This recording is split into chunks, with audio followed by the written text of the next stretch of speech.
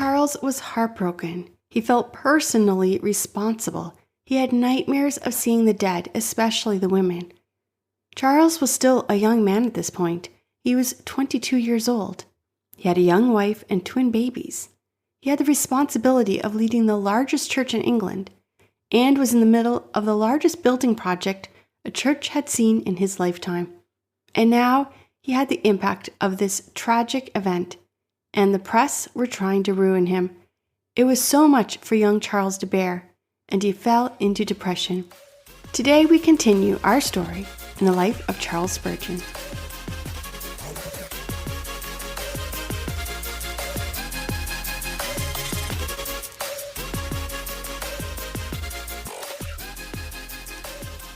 Welcome back to the Church History Podcast. I'm your host, Laura Lee Siemens, and today I'm telling the concluding story of Charles Spurgeon.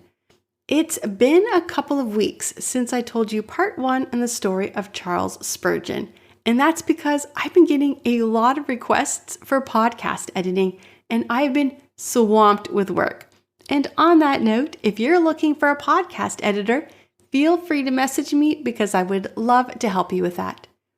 Before we dive into today's episode, let me remind you that if you're looking for some great coffee, you should check out Alexander Henry's Coffee.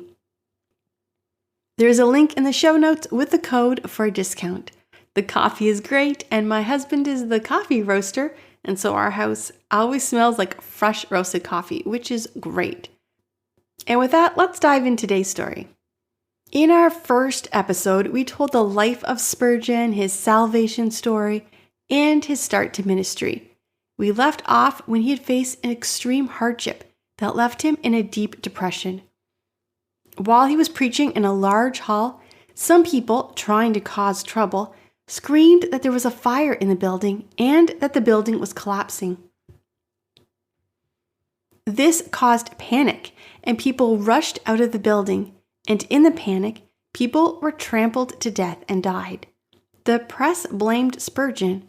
He was extremely depressed by what had happened. God gave Spurgeon the verse in Isaiah chapter 40, verse 31. But those who hope in the Lord will renew their strength. They will soar on wings like eagles. They will run and not grow weary. They will walk and not faint. Spurgeon spent days in prayer, lying face down on the ground and asking God for guidance on what to do. Spurgeon knew that God wanted him to preach, so he returned to preaching. On his first Sunday back, the crowds were all there, ready to hear him preach. And instead of people leaving the church only grew even larger. On the 18th of March in 1861, the new church building was finally finished. The Metropolitan Tabernacle could seat 5,000 people and had room for another 1,000 for standing. The church is still there today and is one of the churches I have on my list that I want to visit in my lifetime. The church was so full that even with the seating for 5,000, the church had to give away tickets to ensure everyone could have a seat and that there was an orderly entrance and exit to the service. The tickets were always free, and the services were always at max capacity. His sermons were printed and sold, and the proceeds went to help with mission work. On a cold Thursday evening service on January 11th, 1866, several hundred orphans were sitting ready to hear the great preacher Charles Spurgeon preach. The adults not only loved Charles, but children loved to hear him as well. And when he spoke to children, he had a way of preaching that made children understand the great concepts of the Bible. Charles preached a message called the Wordless Book, and it opened like this. Wash me, and I will be whiter than snow. Psalm chapter 51, verse 7. I dare say you have most of you heard of a little book which an old divine used constantly to study. And when his friends wondered what there was in the book, he told them that he hoped they would all know and understand it, but There was not a single word in it. When they looked at it, they found that it consisted of only 3 leaves. The first was black, the second was red, and the third was pure white. The old minister used to gaze upon the black leaf to remind himself of his sinful nature, upon the red leaf to call to his remembrance the precious blood of Christ, and upon the white leaf to picture to him the perfect righteousness which God has given to believers through the atoning sacrifice of Jesus Christ, his Son. I want you, dear friends, to read this book this evening, and I desire to read it myself. May God, the Holy Spirit, graciously help you to do this to our prophet. Charles then went on to teach the children the concept of sin, the holiness of God, the death of Jesus Christ, and how to be cleansed from sin. This sermon was also published, and the Wordless Book became one of the most famous tools for Christian evangelism. Missionaries around the world used it, not just for children, but also for adults. I have used this book many times to share the gospel, and in high school, I wore the colors on a bracelet to always make sure I had a tool to share the good news of Jesus Christ. Charles was a great friend of George Mueller. Now, we did a series on the life of George Mueller, and I will include those in the show notes. Charles also opened orphanage. A generous donation of £20,000 by a woman named Anne Hilliard further fueled the establishment of the orphanage. The Stockwell Orphanage opened in 1867 for boys, and a girls' orphanage was opened in 1879. Every year, on his birthday, Charles hosted a large bazaar. It was the largest and most fancy event of all the fairs held in South London. Everyone wanted to be there. It was the must-attend event of the year. And 100% of the profit went to the orphanages, which was how he kept the orphanage running.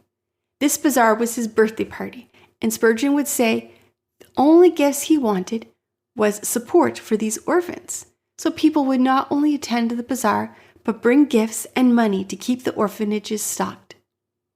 The orphanages operated on the family principle, emphasizing care, education, and training. The children in the orphanages were taught about Jesus, they sang in choirs, and they sang at the church. These outreach activities continued long after Spurgeon's death. Unfortunately, during World War II, when the bombs were dropped on England, the orphanages were hit and destroyed, so they're not there today. But at its peak, it housed 500 children. In 1888, London was hit with terror. On September 30th, a woman named Elizabeth Stride was found murdered.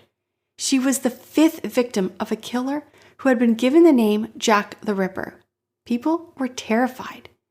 The morning Elizabeth's body was found, Spurgeon preached a message. He wanted to give hope to the people. This is what he said. We hear startling news of abandoning sin in this great city. Oh God, end this, and grant that we may hear no more of such deeds. Let the gospel permeate the city, and let no monsters in human form escape thee. Not long later, a woman named Catherine was found killed, and then Mary Jane. While rumors were that each of the victims were prostitutes, many historians today have found evidence to say that only one of the victims was a prostitute. But the killings were drastic. The bodies were displayed in ways to bring horror to the ones who found the body. And in one case, the kidney of one of the victims was mailed to the police. The killer wrote a letter to the press and the police, calling himself Jack the Ripper. The police tried to set traps to catch him, but he was never caught.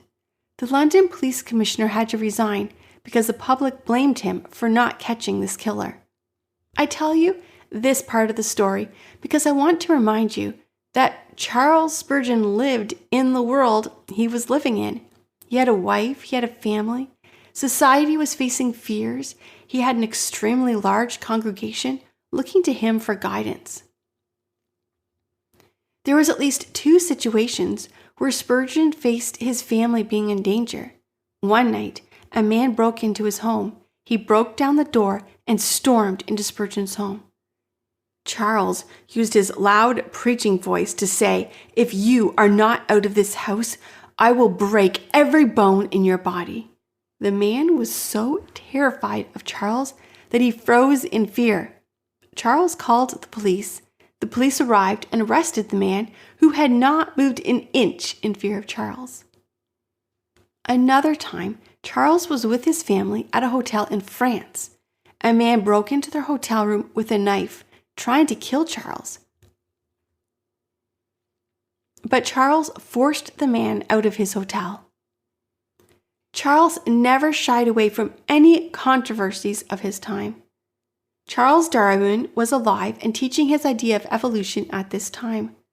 Charles often spoke against Darwinism and preached that no Christian could follow his teachings and still consider themselves Christians. He also preached against slavery, and he did not shy away from telling people what he thought of the people who owned slaves. At one point, he preached this: "I do, from my inmost soul, detest slavery. And although I commune at the Lord's table with men of all creeds, yet with a slaveholder I have no fellowship of any sort or kind. Whenever a slaveholder has called upon me, I have considered it my duty to express how much I detest his wickedness, and I would as soon think of receiving a murderer into my church than a man-stealer." He was saying he would rather have communion with a murderer than a slave owner, and he kept that promise. Dispensationalism was growing in popularity, and we have talked about that in our episodes on Darby and Schofield. While Spurgeon disagreed with dispensationalism, he did not take a hard stance against it. He was not against communion with preachers who followed dispensationalism. However, Charles Spurgeon did believe that Jews would return to their land and Israel would be established. He was not officially part of the Christian Zionist movement. He did not oppose it, and he did believe it would be successful. This is what Charles wrote in 1864. "We look forward then for 2 things. I am not going to theorize upon which of them will come first, whether they shall be restored first and convert afterwards, or convert first and then be restored. But they are to be restored and converted also." And this was in his article, "The Restoration and Conversion of the Jews," which was published in June 16, 1864. In 1887, Charles faced his most controversial battle. Charles Spurgeon and his church were part of the Baptist denomination, but he saw problems in the denomination, and those problems were growing. Some preachers were starting to preach that the Bible was infallible. There were things wrong in the Bible. Some did not believe Jesus' death was necessary for salvation. There were preachers who didn't believe in hell, and the teaching of universalism was growing. This theology taught that everyone would eventually be saved, and that no religion or theory led to Christ. Charles didn't have a problem working with preachers who believed differently than him, or who ran their services different than he did. Although Charles was a Calvinist, he was friends with pastors who disagreed with Calvinism, and who held different types of worship services than he did. He argued with pastors about social issues, such as attending the theater, whether public schooling should be endorsed by the church, or even political issues that Charles never shied away from. However, while Charles had no issue with friendships with people who disagreed with him, there were a few issues that Charles would not bend on them. Slavery was one of them, and he would have nothing to do with a pastor who supported slavery or who allowed his congregation to take communion if they owned slaves. And then there were the issues such as the infallibility of Scripture, the necessity of Christ's atonement, the truth of heaven and hell, and the truth that there's only one way to God, and that is through Jesus Christ. Since the Baptist denomination was refusing to kick out the pastors who were preaching false doctrine, Charles Spurgeon left the denomination, taking the largest church in the denomination out. Charles called this the downgrading of the Baptist denomination, and many people attacked him over this, and it was not an easy time in his life, but he refused to back down. During these difficult times, both Charles and his wife dealt with extreme sickness. At the age of 33, Charles was diagnosed with gout. He was in horrible pain, and the gout was in his tongue, making preaching extremely difficult. He had this throughout his life and would sometimes leave England to stay in France so he could recover. But during his time in France, while resting, he wrote commentaries.